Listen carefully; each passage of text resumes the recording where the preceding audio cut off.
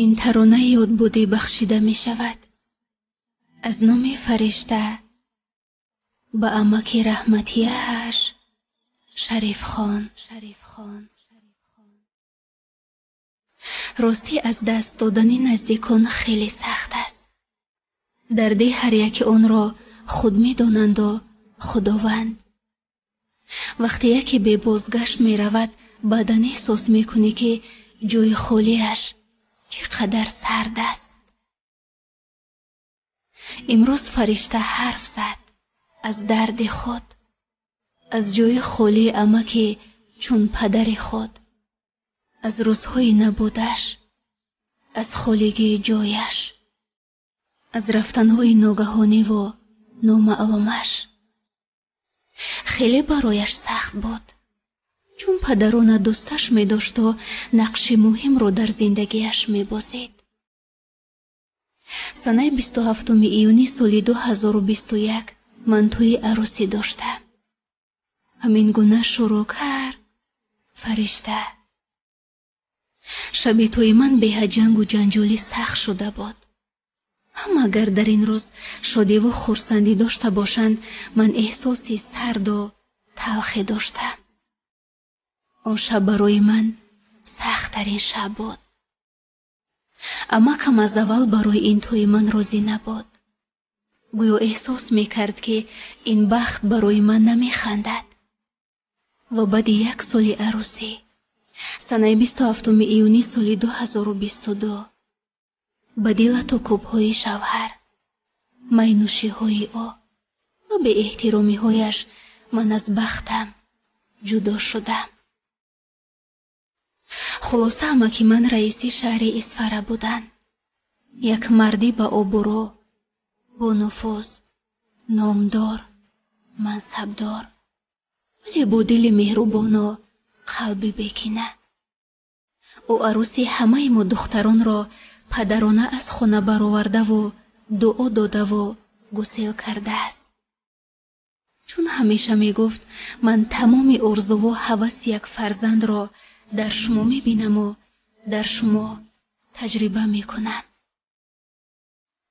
با همین وقتی که در شب عروسی من جنگ و جنجال می شود، سحرش امکم با عصبانیت برآمده به پامیر برای استراحت می رود. اما بعد 20 روز همونجا احوالش بد می شود و او را به خانه ما می آورند. از بس که من عروسک بودم و شوهردار نتوانستم امکم را ببینم و بعد آوردن احوالش وزنین تر می شود و با همین سنه 22 ایولی همون سال یعنی سال 2021 با درد بینشان ما او را از دست می دهیم. وقتی که خبر مرگ امکم را شنیدم دست و پایم شکست، زیرا هیچ انتظارش را نداشتم. گمان کردم پوره قلبم رفت.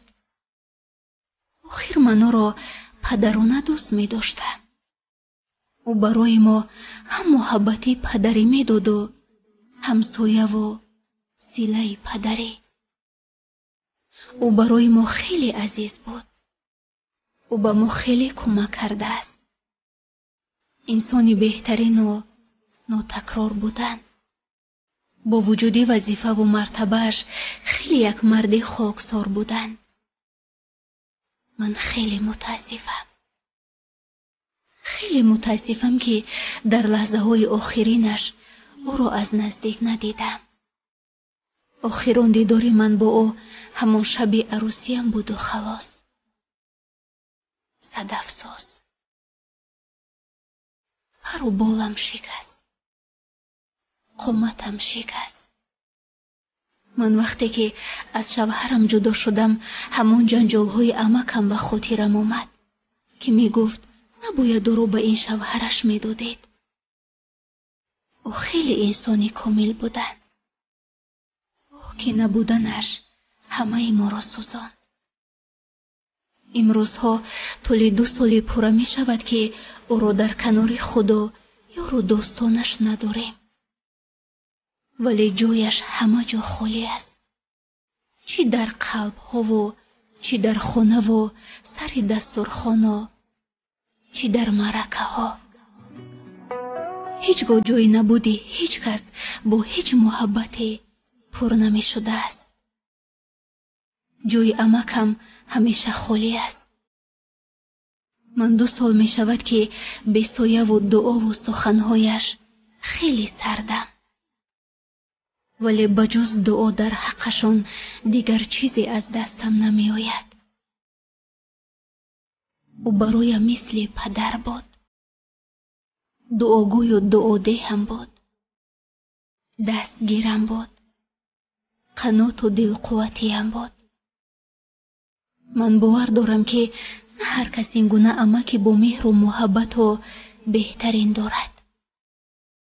و تا وقتی که هستم برای آخرت آبادشان به درگاه خداوند دعا خواهم کرد. بگذار جایشان جنت الفردوس باشد. اما هر سال در این سنه ما دوباره و 100 باره یاد گذشته های داشته‌اش می افتیم. امک جان، امکی چون پدرم، امکی خوب و بهترینم، بگذار جایتان جنت باشد.